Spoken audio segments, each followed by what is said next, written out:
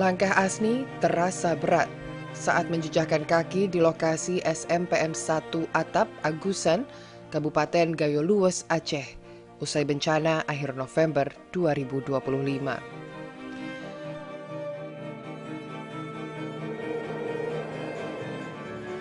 Tempat yang dulu dipenuhi suara siswa, kini sunyi, nyaris tanpa jejak. Bangunan sekolah yang menyimpan sejuta kenangan itu hilang tersapu banjir bandang. Ia berusaha menahan air mata, namun setiap sudut yang kini kosong memunculkan serpihan memori tentang pagi-pagi yang sibuk. Langkah-langkah kecil siswa dan rutinitas yang dulu terasa biasa, kini justru paling dirindukan.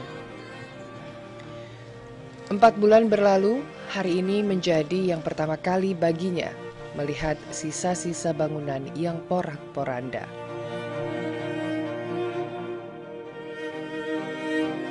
Namanya pun udah kerja dari tahun 2020 kan, jadi kayak nggak bisa terima gitu. Bukan ini kan semua kehendak Allah gitu kan. Cuman kayak nggak bisa terima. Kok bisa kayak gini sekolahnya gitu. Sampai di tempat, memang kalau ini kan SD maupun SD SMP semua sama aja bagi saya, karena kan saya orang asli sini, sama aja gitu. Cuman ini SD masih bisa kita lihat, oh itu sekolahku gitu kan, masih ada bangunannya. Sedangkan SMP abang tengok sendiri, memang betul nggak ada apa-apa lagi.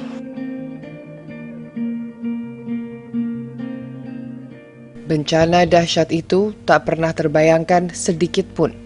Satu pertanyaan terus terngiang di benaknya. Dosa apa yang telah diperbuat?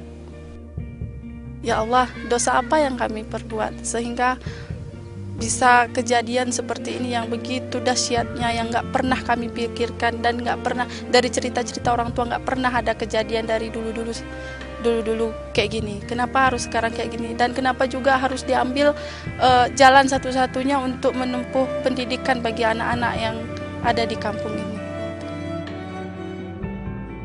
Lebih dari sekedar bangunan, sekolah tempatnya menyampaikan ilmu sejak 2020 itu adalah satu-satunya akses pendidikan bagi anak-anak di Kampung Agusan.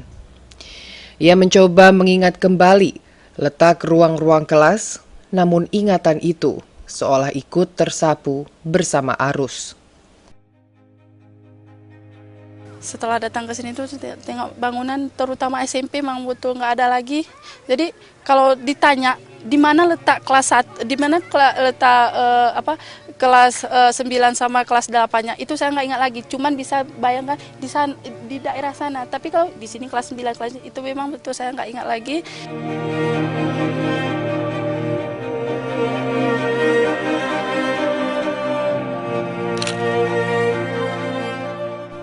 Tak ingin larut dalam kesedihan, Asni terus berupaya menjaga semangat siswa-siswanya dengan memastikan kegiatan belajar tetap berjalan.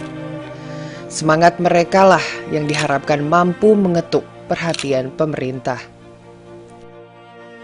Ya, harapan saya ke depannya tolong segera dibangun sekolah kami supaya kami guru bisa melaksanakan tugas dengan yang semestinya dan juga merasakan kenyamanan sekolah.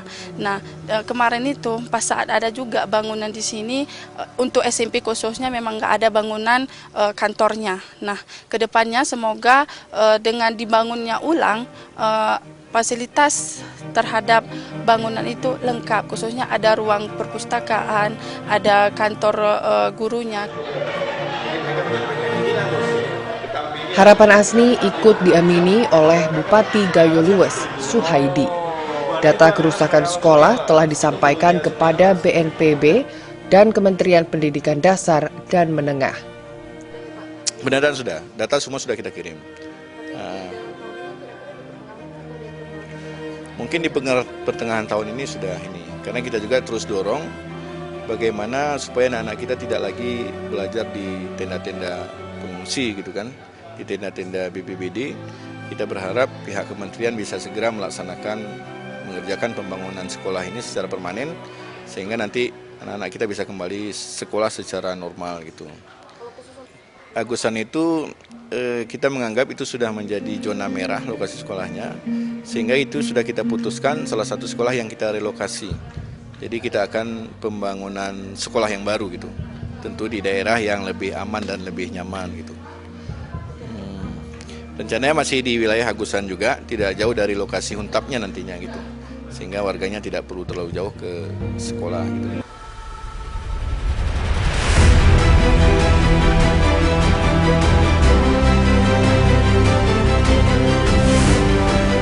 Di atas tanah yang masih menyimpan luka, Asni berdiri dengan satu keyakinan. Sekolah itu mungkin telah hilang diterjang bencana, tetapi semangat untuk belajar dan mengajar tidak akan ikut hanyut. Dari Gayo Luwes, Aceh, Cahya Sari, Anggah, Kantor Berita Antara, mewartakan.